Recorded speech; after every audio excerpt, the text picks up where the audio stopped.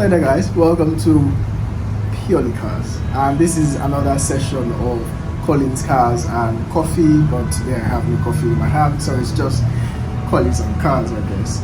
And today's vehicle is a very special car in my heart. You know, I kind of like Porsche, the brand Porsche. It's the only car manufacturer I like up to 80% of all the cars they've ever made of all time. You know, very few companies have that place in my heart. So now they've released an off-road version of the 911. The 911 is said to be one of the most versatile sports cars of all time, which means that there is a 911 for practically almost everybody in the world. And now they've given us an off-road version of that sports car. So you've got the 911 GC3, and they've taken that car and given it some off-road credentials to make it perform very well, surprisingly, off-road. So those are the things we'll be looking at today. What makes this car special, what I think about it, and is it going to be worth your money? I think this is probably the best sports car you can buy here in Lagos. If you can afford the 350,000 plus, it's probably going to cost you to get it down here.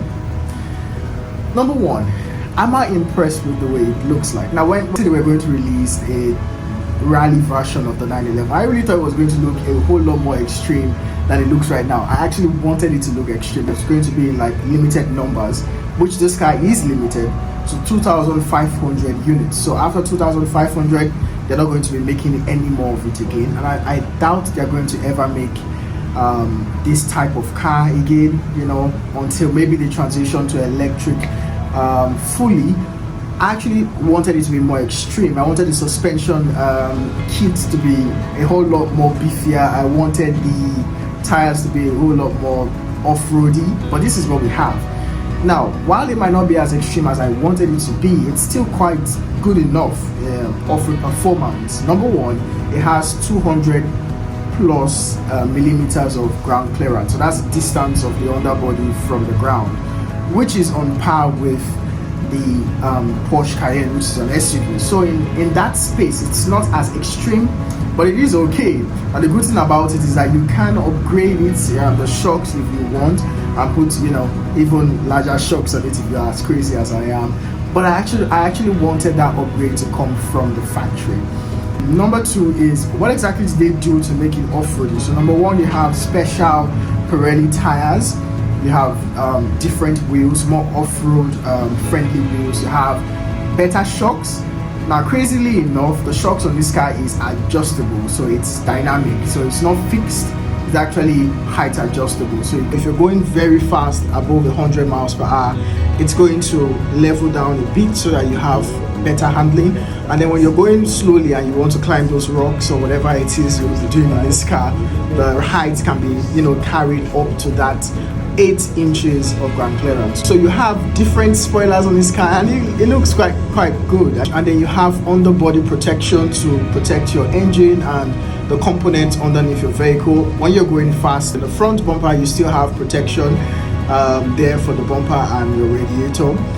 Lovely enough, you still get plastic wheel extensions, and I love that, because when you're going very fast, a lot of times your tires are going to pick up stones and they're going to be hitting against the body panels somewhat. So that extension there protects the body from stuff like that. So those are the few things that were done to this car to make it more off-road, and I can't wait to see some of the designs that some of these modification houses are going to come up with for this car. The next thing, the powertrain on this car. So this car is carrying over the 911 GT3 powertrain, which includes a 3.0 liter flat 6 engine turbocharged, making 480 horsepower, and an 8-speed automatic dual clutch gearbox, so the PDK gearbox. So the setup is pretty trick and it's very powerful, so that's a lot of power to have off-road. So that engine is very beautiful, it sounds lovely.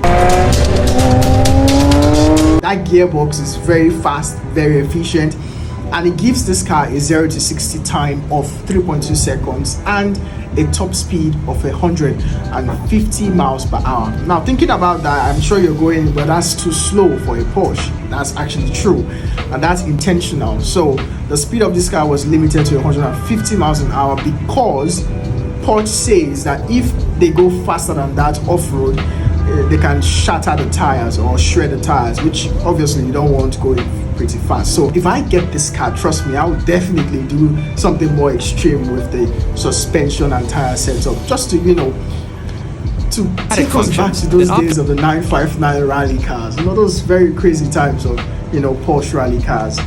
Now for the interior, we still have standard GT3 stuff. So you've got roll cage at the back for stiffness, you know, to the chassis, to give the chassis strength, and you have luxury actually on the inside. So while it's a off-road inspired car, it still has quite the normal luxuries that you would find in the 911. So you have good air conditioning, you've got nice screen both for your infotainment and also for your dashboard. You've got those nice buttons, but for this particular car, you have one addition, which is a Dakar mode. So once you put the car in Dakar mode, the gearbox, the engine, the suspension, everything comes alive to give you as good off-road performance as a sports car will be able to give you. So this car also comes with all-wheel drive, Porsche all-wheel drive system. So this is not a rear-wheel drive car, it's an all-wheel drive car, but there is a mode wherein you can put this car in to just give you rear-wheel drive performance.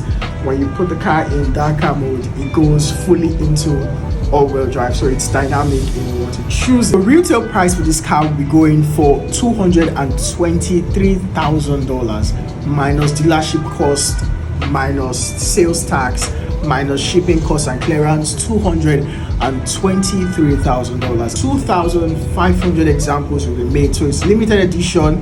It was just released yesterday, but I wouldn't be shocked to find out that it's already sold out, because that's usually what happens with most Porsche limited edition cars. In about 2 or 3 days, it's already gone, and I don't know if this is still available. If you need or you want this car, you might as well run up to your nearest Porsche dealership.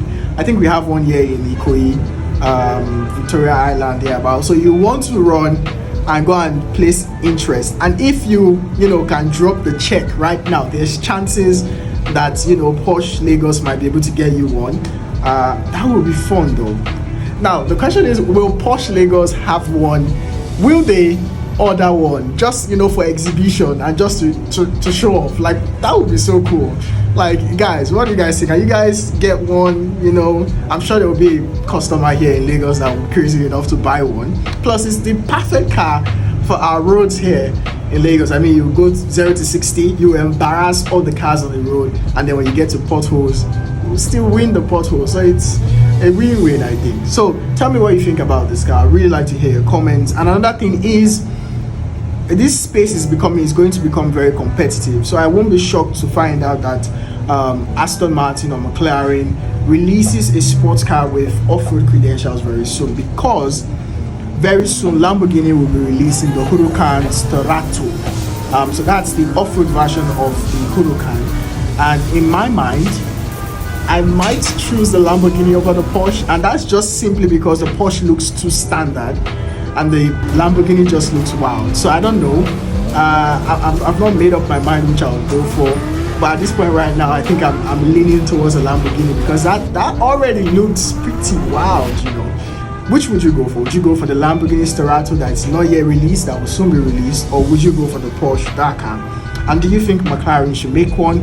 Do you think Aston Martin should make one, or would you like to see one from McLaren or Ferrari? I think Ferrari has something close to that. Yeah, this has been me. Thank you very much, and catch you on the next one.